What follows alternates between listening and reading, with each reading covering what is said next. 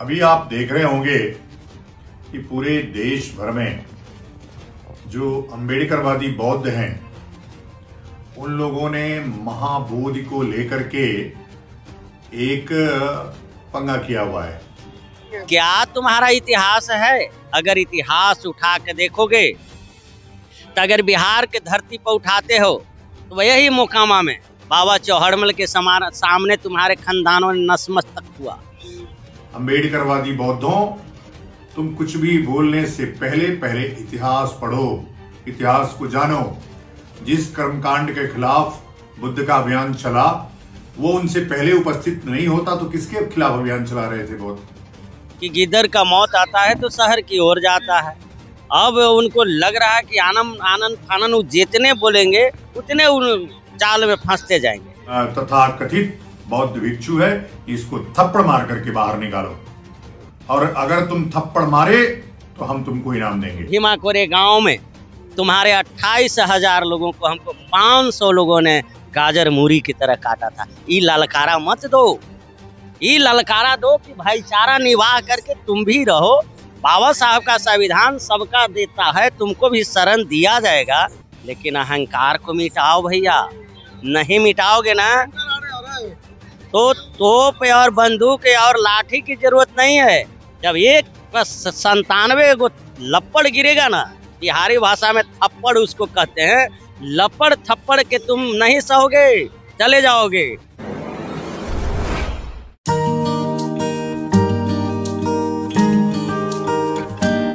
महाबोधि महाविहार को बचाने के लिए लगातार 25 दिन से बौद्ध भिक्षु बोधगया के बाहर दुमुहान जगह पर बैठे हैं।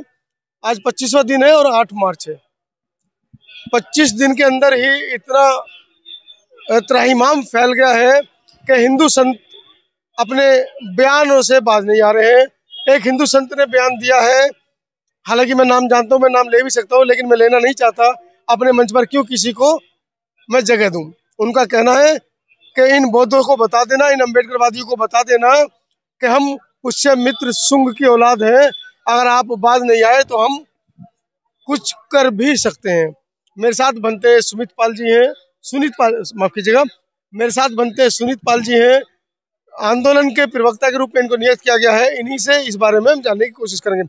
बनते जी, ये हिंदू संतों की बौखलाहट को आप कैसे देखते हैं?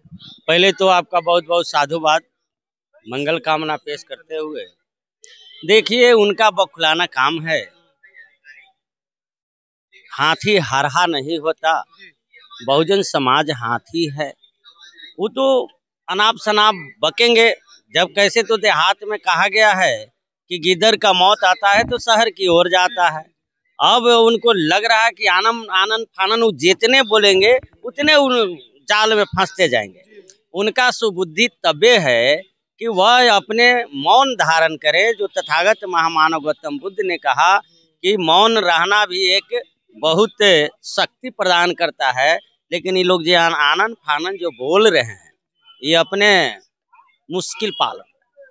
और अब आपको माध्यम से मैं बता दूं कि केंद्र सरकार भी हाँ ना में पड़ा हुआ है।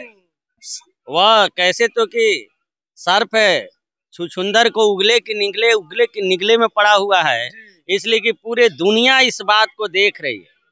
और जब पूरे दुनिया देख रही है तब अब हमारे केंद्र के जो जितने भी सरकार हैं, चाहे वह माननीय प्रधानमंत्री जी हो या गृह मंत्री जी हो या जो भी हो, ABCD, ये लोगों को अब माने उसको क्या कहें, धर्म संकट पर हो गया है कि निगलूं की उगलूं। वो तो हिंदू राष्ट्र बनाना चाहते तो थे, लेकिन इनका जो नकली रूप जो था वह बारिश में जो कौआ वाला जो पाथी वाला हंस वाला पंख लगा करके हंस जो बने हुए थे, वो बरसात के पानी में यानी ऑल इंडिया बुद्धिस्ट फोरम के तूफान ने उनका पंख को हटा दिया। उनका असली रूप आ गया कि मैं कौन हूँ। अब उनको लग रहा है कि अरे अब मैं जाके बाहर क्या कहूँ, इसलिए उन लोगों ने असमंजस में है।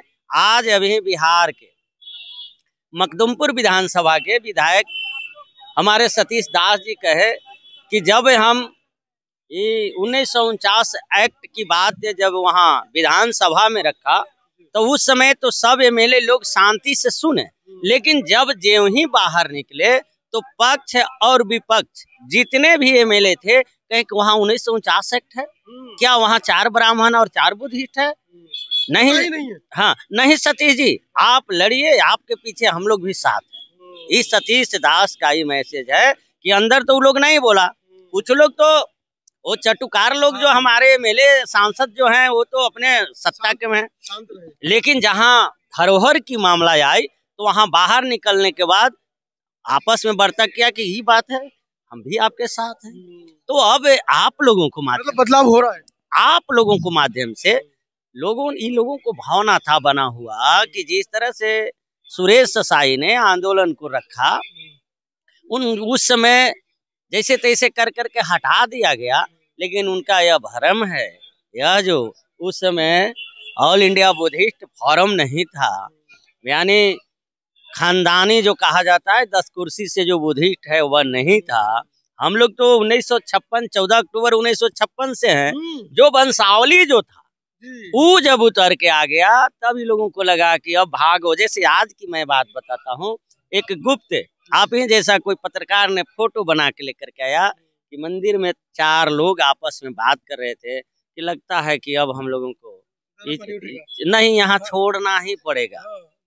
हाँ हाँ हाँ, अब यहाँ छोड़ना ही पड़ेगा। अरे अभी अगर प्यार से अगर छोड़ते हैं तो सम्मान बना रहेगा, कभी तुम्हारा कोई चीज कम जाएगा तो आ जाओगे। हमारे महापुरुषों ने उस समय भी तुम्हारा, आज से लगभग 500-600 हजार 100 बरिस हजार पहले आपको खानदानों का शरणागत दिया था। हमारे भारतवासी करुणामय दयालु हैं, तुम्हारे जैसे कठोर निर्दयी नहीं हैं। और तुम जब आते हो तो कहते हो कि हम पुष्यमित्र इतिहास दोहराने की बात कर रहे थे, इतिहास दोहरा देंगे। क्या तुम्हारा इतिहास है? अगर इतिहास उठा के देखोगे तो अगर बिहार के धरती पर उठाते हो तो यही मोकामा में बाबा चौहड़मल के सामने तुम्हारे खानदानों ने नतमस्तक हुआ। चलो अगर आगे उठाते हो 1818 में तो भीमा कोरे गांव में तुम्हारे 28,000 लोगों को, हमको 500 लोगों ने गाजर मूरी की तरह काटा था। ये ललकारा मत दो, ये ललकारा दो कि भाईचारा निवाह करके तुम भी रहो। बाबा साहब का संविधान सबका देता है, तुमको भी शरण दिया जाएगा, लेकिन अहंकार को मिटाओ भैया। नहीं मिटाओगे ना तो तोप और बंदूक और लाठी की जरूरत नहीं है। जब 197 को लपड़ गिरेगा ना, बिहारी भाषा में थप्पड़ उसको कहते हैं, लपड़ थप्पड़ के तुम नहीं सहोगे, चले जाओगे। वह दिन गया। आज जब एक स्लोगन कहे थे कि मानवर कांसी राम साहब कहते थे कि दलित मुस्लिम जागेगा, चोर बेईमान भागेगा। तो उस दिन तो गोरों से लड़ने में हमारे वंशजों का था, तुम कहाँ लड़ा? तुम तो चट्टा बट्टा दलाली किया। तुम हमारे यहाँ अगर तुम दलाली नहीं करता तो जलियांवाला बाग नहीं होती, तुम दलाली नहीं करता तो हमारे चंद्रशेखर नहीं मारे जाते। तुम तो दलाली किया और हमारा लोगों को इतिहास रहा है। घबराओ मत, हमारा वंश जा करके इंडिया का बदला वहां लिया था उधम सिंह जा करके कि तुम मेरे यहाँ मारा है, मैं तेरे यहाँ मारेंगे। तुम्हारा ऐसे वंशज का कहाँ इतिहास है? तो सीधे सीधे आप तो वर्ण व्यवस्था को चुनौती दे रहे हैं ब्राह्मणों। एकदम सामना सामने देंगे हम। अच्छे से अच्छे उनका जो है यानी गाथावाचक, अगर उनमें दम है तो डिबेट में उतरे।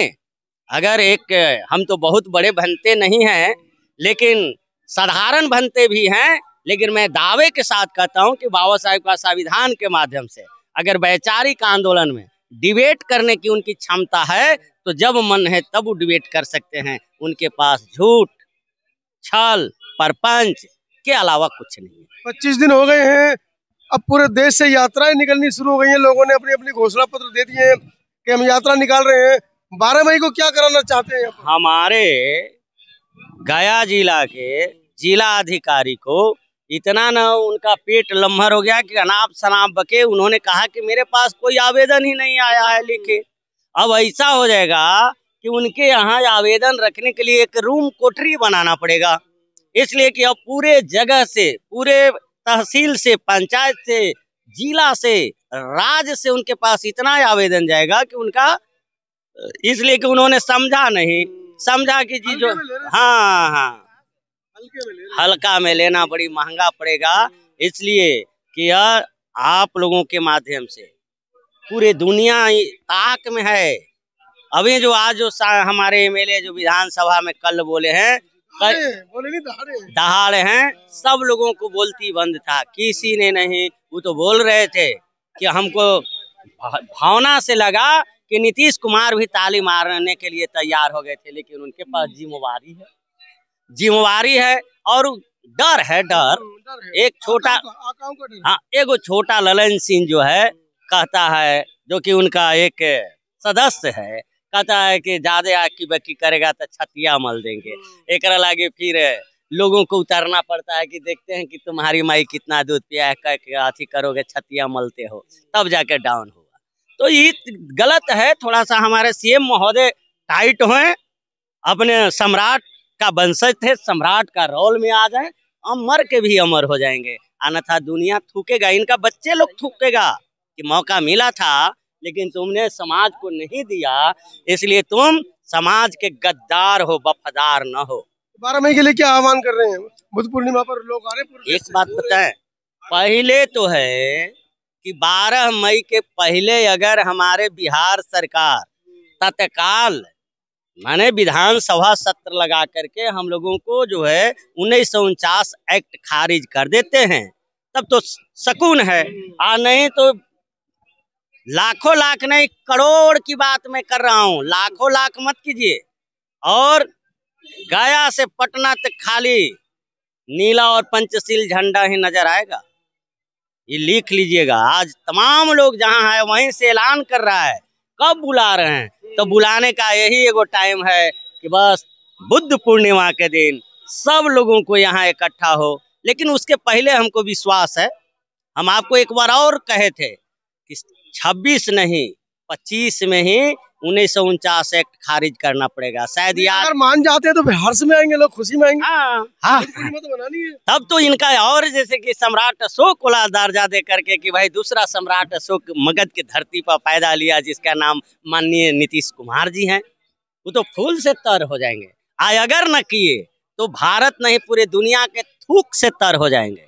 अब दो जौन में अब तर होना चाहते हैं, अगर फूल से तर होना चाहते हैं, सम्मान से होना चाहते हैं, कि अपमान के पब्लिक का थूक से होना चाहते हैं, अभी तो उनके ऊपर है।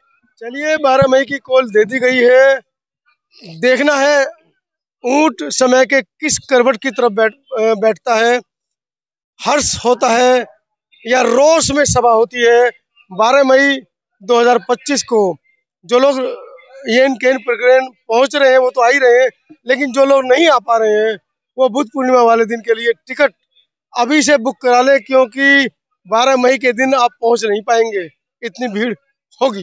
पूरी वीडियो के बारे में, भंते जी के वक्तव्य के बारे में और नीतीश कुमार को समझाने के लिए, क्योंकि वो हमारे वंश के हैं, हमारी समाज के योद्धा हैं, उन तक आपकी बात, इन बौद्ध भिक्षुओं की बात कैसे पहुंचानी है भंते जी ने बता दिया।